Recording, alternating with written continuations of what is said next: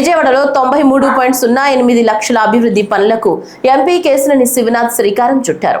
ఈ సందర్భంగా ఎమ్మెల్యే గద్దె రామ్మోహన్ తో కలిసి వర్షపు నీటి డ్రైన్లు నిర్మాణ పనులకు తూర్పు నియోజకవర్గం 8వ డివిజన్లోని మెట్రోపాలిటన్ హోటల్ వద్ద శంకుస్థాపన చేశారు. అనంతరం అమరావతితో పాటు విజయవాడ వేగంగా అభివృద్ధి చెందుతుందని ఎంపీ కేశినేని శివనాథ్ అన్నారు.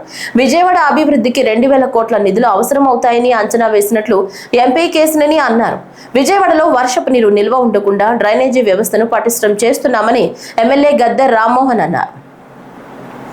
మన విజయవాడ నగరం అమరావతి ఎంత సురవేగంగా అభివృద్ధి చెందుతుందో విజయవాడ కూడా అంత అభివృద్ధి నోచుకోవాలి.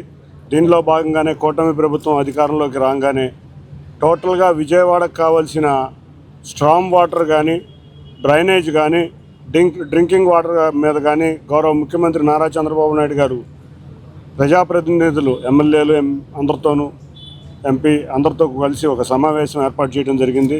దానిలో భాగంగానే నగరపాలక సంస్థ ఆధ్వర్యంలో టోటల్ డిపిఆర్ రెడీ అవుతుంది. సుమారు 2000 కోట్ల అవసరం ఉండవచ్చని ఒక అంచనా. ఈ డిపిఆర్ కనుక రెడీ అయ్యి గౌరవ ముఖ్యమంత్రి గారి ఆదేశాలతో చుక్క వర్షం నీరు కూడా రోడ్డు మీద నిలవకుండా, డ్రైనేజ్ కూడా ఎక్కడా పొంగకుండా, అన్నిటికన్నా ముఖ్యంగా కొండ ప్రాంతానికి కూడా మంచినీళ్లు ఇచ్చే సౌకర్యం ఇచ్చే విధంగా ఈ డిపిఆర్ రెడీ అవుతుంది.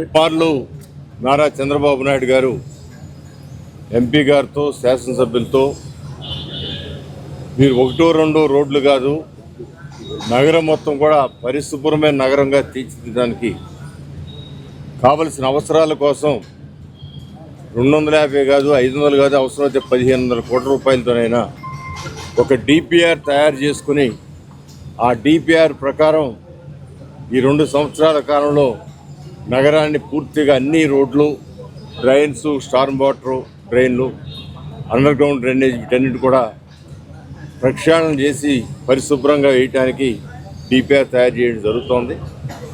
మన ఎంపీ కేశినేని శివనాథ్ గారి నాయకత్వంలో ఆ డిపిఆర్ పూర్తయిన తర్వాత ముందుగా అండర్ గ్రౌండ్ డ్రైనేజీలు, తర్వాత స్టార్మ్ వాటర్ డ్రైన్లు వాటికి టాప్ ప్రయారిటీ ఇచ్చి వర్షం పడిన చుక్క నీరు రోడ్ల మీద ఉండటానికి వీలేదు, అవి వెంటనే తరలి వెళ్ళిపోవాలని చెప్పి ఒక ఆలోచనతోను.